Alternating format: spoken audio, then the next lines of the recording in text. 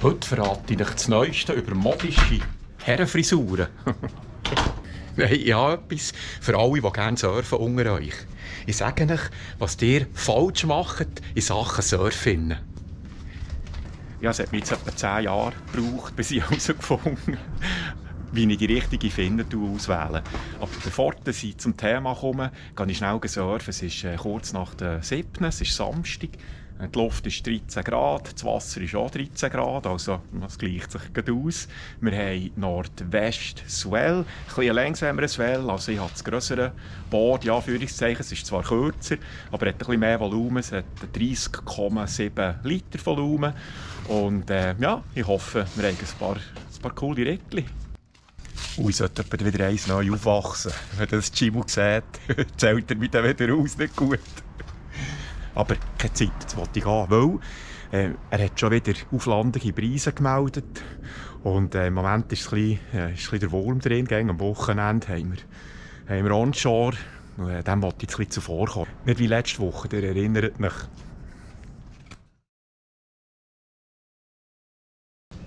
Ich bin schon wieder zurück. Schnell vorne schauen. Und gemeldet haben sie so 2 bis 3 Fuß. Aber es sieht mehr nach 3 bis 4 Fuß aus. Z, vielleicht sogar bis 5 Fuß. Ich hole ein schnelleres Brettchen, ein bisschen mehr Rocker, der ein bisschen besser zu Gang kommt mit diesen Wellen.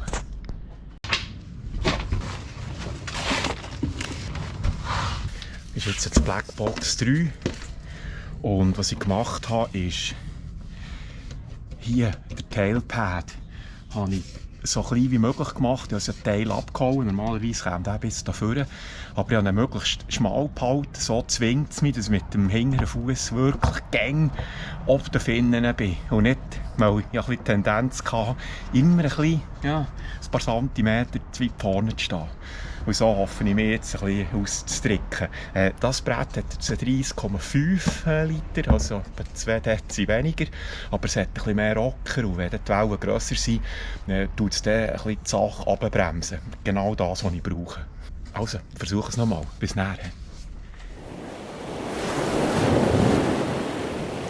So, ich bin zurück vom Surfen. Es ist mittlerweile auch ein bisschen wärmer geworden. Oh, es ist jetzt so, ja, jetzt ist es bei 20 Grad. Das ist natürlich gäbig. Richi ist mit mir.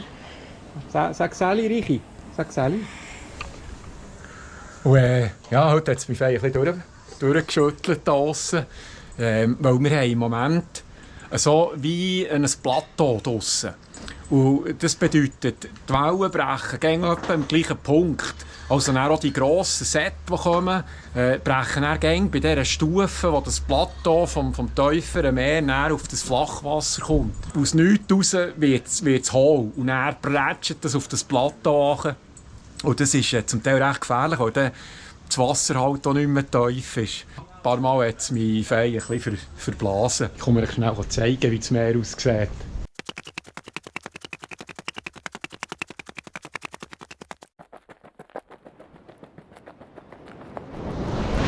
Das Weitwinkelobjektiv. Man sieht jetzt nicht so gut, wie gross sie sind. Sieht recht klein aus. Aber so einen ersten Eindruck bekommt ihr ja schon. Jetzt seht ihr auch schön, wie die Wellen, wenn sie auf den Stegentritt brechen, tut einfach alles zu. Und da muss man halt ein bisschen Geduld haben, bis sich wirklich irgendwo so ein Peak bildet, dass man davon fahren kann. Aber das Thema heute sollte ja eigentlich Finnen sein. Und das ist etwas, das ich lange nicht geschnallt habe. Finnen waren für mich eigentlich nie wichtig gewesen. Bis ich näher, ich kann sagen, jetzt nach 10 Jahren Surfen am Meer, doch einfach ein bisschen besser kann surfen. Ich kann immer noch nicht gut surfen.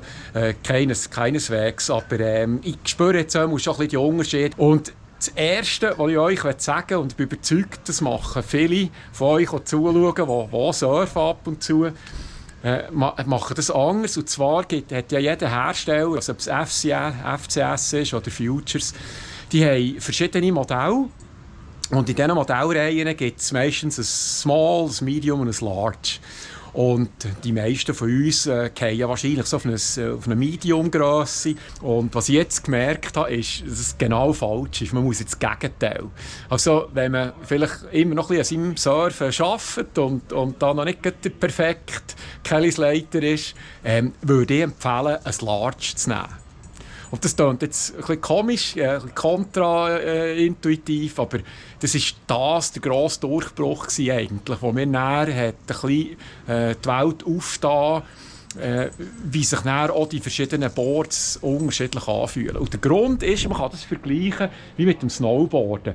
Und zwar, wenn ihr dort vielleicht ein Brett habt, das ein bisschen, eine flächere Taillierung hat, ein bisschen grösseren Radius, ein bisschen weicheres Brett. Oder wenn wir das vergleichen mit einem engen Radius und vielleicht ein bisschen härteren Laden, das verschwimmt alles, wenn die Kanten rund sind. Also wenn ihr keine Kanten mehr habt, dann kann das Brett, egal was für eins es ihr habt, seine Eigenschaften gar nicht voll ausspielen. Und bei den Finnen ist es ähnlich. Wenn wir nicht ein Large haben, also wenn ihr die Grundbasis, also die Grundbasis hier, wenn die nicht eine gewisse Länge hat, dann wird das Ganze einfach nur schwabbeliger. Und die Finnen kann auch gar nicht entfalten, was sie eigentlich leisten würden. Es fühlt sich dann einfach an, es wird alles ruhiger. Und ruhiger bedeutet dann nicht, dass ein Finne, der gemacht ist, für das Drehen, für agil zu sein, für flexibel zu sein, dass so ein Finne das nicht auch macht. Aber es nimmt einfach so ein bisschen das Chatter raus, das Feine, das Unsichere, das Nervöse nimmt. Das ist das Erste. Wenn ihr also ein Board habt und ihr habt noch ein bisschen Potenzial oder seid immer noch ein bisschen am Arbeiten an eurem Stil, versucht mal, einen Finnen in Grösse L zu nehmen. Ich bin überzeugt, das wird extrem viel helfen. Jetzt, wo wir das geklärt haben, werde ich aber noch auf die verschiedenen Formen zu sprechen kommen. Ich habe mich jetzt entschieden, ich habe es hier am Boden aufgezeigt, ich habe mich jetzt entschieden für das System von der FCS. Und der Grund ist, alles, was ich einfacher gestalten kann, kommt mir entgegen. Und FCS hat jetzt eine Finnenlinie gemacht, wo es 4 Grundfamilien gibt. Und die sehen wir hier aufgelistet. Sie haben eine Reactor-Familie, das wären extrem wendige Finnen. Dann haben sie eine Performer-Linie, die ist so ein bisschen allgemein, sagen sie dem. Dann haben sie eine Accelerator-Familie, die gibt ein bisschen mehr Kontrolle. Und dann das Ende der Linie wäre dann die Carver-Serie, wo halt dann auch wirklich das Brett verlangsamt, so dass wenn die Wellen wirklich gross sind und wir offene Faces haben, dass das Brett auch schön kontrolliert fahren. Aber hier auf der Übersicht sieht man es natürlich besser, wenn auf meinem Boden. Ihr seht, alle Finnen, die sie haben, lassen sich diesen 4 Kategorien zuordnen. Ob jetzt das ihre Basisserie ist, oder ob das ein Signature-Fin ist, oder ein Finne, der einen Shaper für sie gemacht hat. Jede Finne gehört in eine von diesen 4 Familien. Der Unterschied ist eigentlich, dass die Reactor-Familie ist recht aufrecht, damit sie eben wendig bleibt. Und je weiter zur Carver-Serie, umso mehr Rake, sagt man dem, umso mehr gegen hinten geböckelt wird sie. Und wenn ich also nicht die Finnen auswähle, ist dann je nach Brett. Wir müssen noch mal schnell den Leuten noch fertig reden. Und dann gehen wir dann. Ja, dann gehen wir. Willst du in den Hundepark? Ein bisschen rumsäckeln. Jetzt haben wir dich zwar frisch badet. Dann siehst du da rum dreckig aus wie ein Kalb. Ja, noch. Das interessiert dich etwa nicht.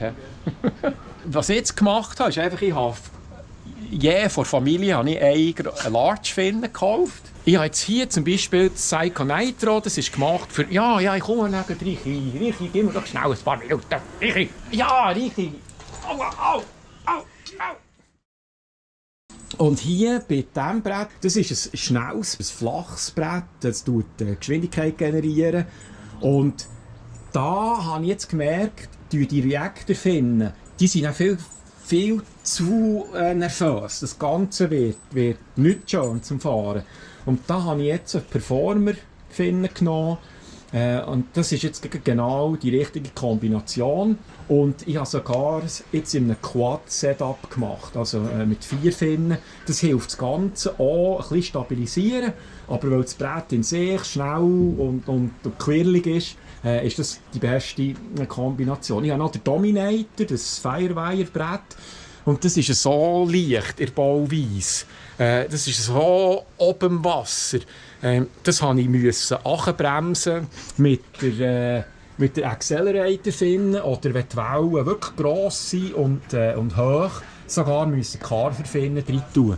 Dann hat es dem Brett einfach das Nervöse genommen und hat es wieder kontrollierter machen. Wenn ich aber jetzt zum Beispiel, das ist die Blackbox 3, der ist ein bisschen schwerer für Bauweise, ein bisschen mehr Rocker, also der wird eigentlich langsamer, weil wenn die Welle gross wird und ich dann dort oben runterschiebere, dann habe ich ja viel Geschwindigkeit. Und dann brauche ich ein Brett, das die Geschwindigkeit entschärft, also wo das Ganze ein bisschen runterbremst. Dem muss ich jetzt ein bisschen entgegenwirken, indem ich hier einen Fin auswähle. Und zwar habe ich jetzt hier die Reactor drin. Ich habe zuerst angefangen hier mit der Accelerator und die war mir zu träge gewesen, weil das Brett insgesamt schon ein bisschen träger ist. Hat sich das noch akkumuliert. Und was ich jetzt machen musste, ist, dass ich hier einen Reactor-Finnen drin habe. Also habe ich jetzt ein Brett für grössere Wellen, aber die Finnen hilft mir dann gleich für in den Turns die Flexibilität immer noch zu haben, die Leichtigkeit.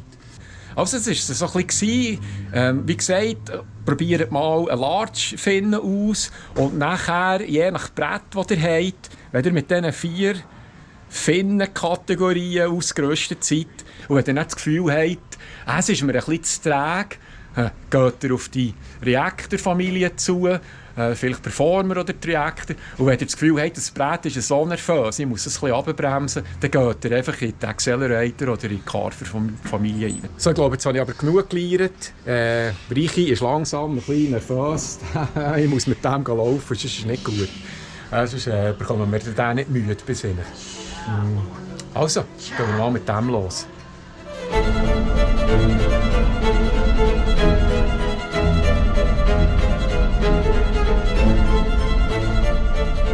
Ich würde sagen, wie wir jetzt hier mit den Hunden spielen, muss ich euch nicht zeigen. Das habt ihr das letzte Mal gesehen. Ich nehme euch das schon lieber mit in den offiziellen Hundepark. Der ist auch lustig zum Anschauen.